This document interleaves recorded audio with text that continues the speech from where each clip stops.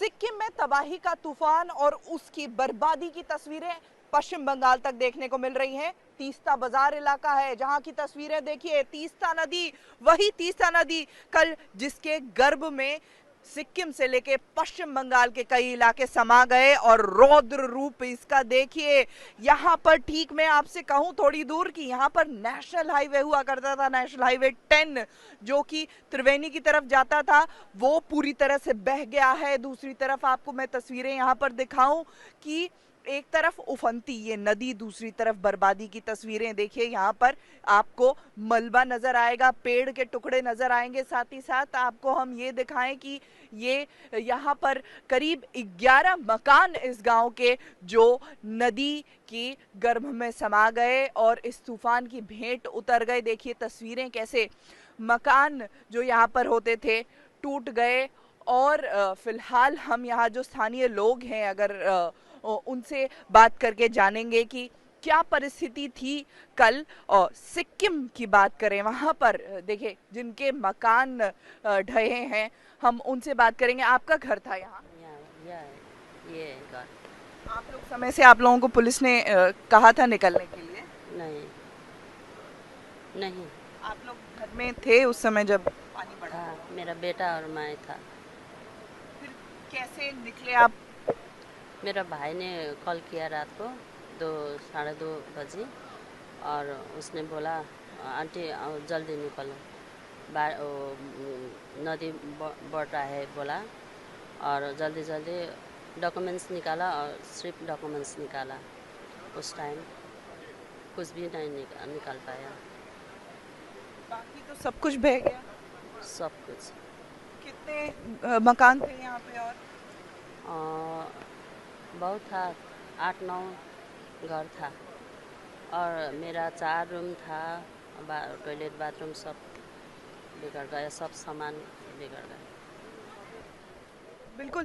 तो ये बर्बादी की तस्वीरें देखिए। आप रात भर सो पाए? डर की हालत थी? हम्म? अभी भी डर लग रहा है? नदी तो उफन रही है। हाँ। देखिए हम बात करेंगे। आपका घर यहाँ पर था क्या? हाँ, मेरा घर हुआ पर था। ये घर है, ये घर वो है। इस ये हुआ है 2:30 रात का हुआ। उस टाइम में कोई भी सब लोग आदमी लोग तो सब लोग अच्छे से निकल गया। जितना सामान था वो सब कुछ भी निकलना नहीं पाया, सब बेके गया। जो जितना सामान था सब पे बेच गया।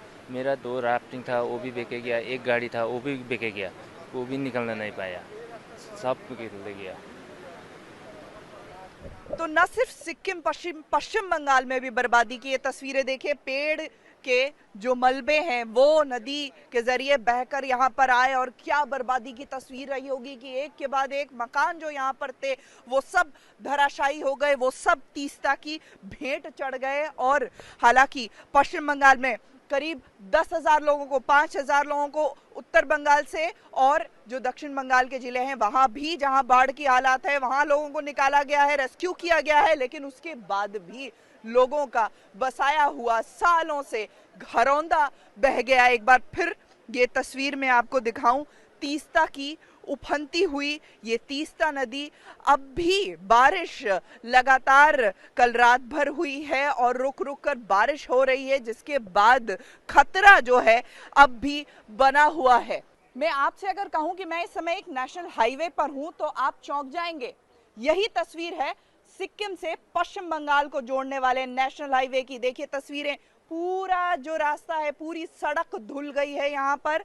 और न सिर्फ धुल गई है, अब सिर्फ कीचड़, रेत, पानी जो कि लोगों के घरों में अब भी घुसा हुआ है। आप देखिए लोग अपने घरों को छोड़कर बाहर आकर बैठे हैं। हालांकि आपको बता दें कि राज्य सरकार ने लोगों को घरों से पहले ही निकाल लिया, रिलीफ शेल्टर में लेकर गए, वहां पर व्यवस्था भी है। लेकिन फिलहाल जो लोग यहाँ पर बैठे हैं हम इनसे जरा बात करेंगे।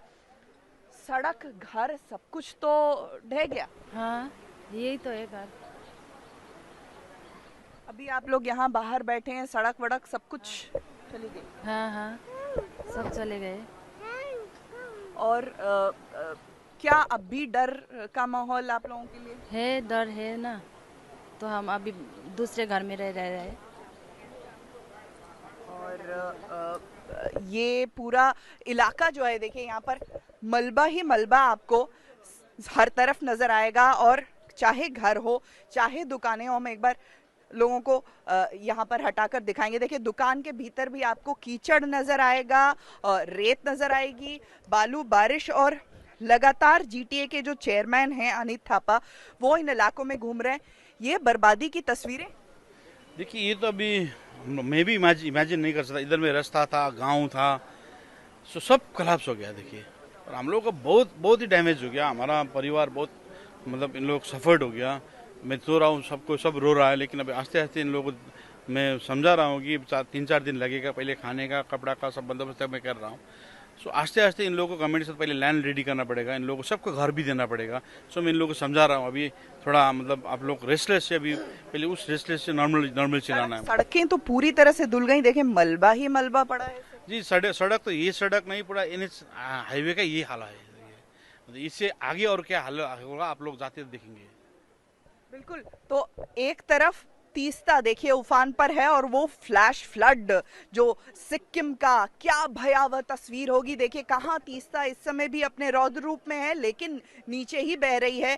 लेकिन जब ये फ्लैश फ्लड आया तो आधी रात जब लोग सो रहे थे घरों में, उस दौरान ये फ्लैश फ्लड आया, और ये पूरा इलाका देखिए, ये यहाँ ऊपर तक पानी भर गया। अब भी यहाँ से कई लोग जो हैं वो अपने घरों से कीचड़ और पानी वो बाहर निकाल रहे हैं लगातार, और मलबा ही मलबा, पूरी सड़कें धुल गई हैं, निगल गई है तीस्ता जो है वो पूरी तरह इन सड़कों को।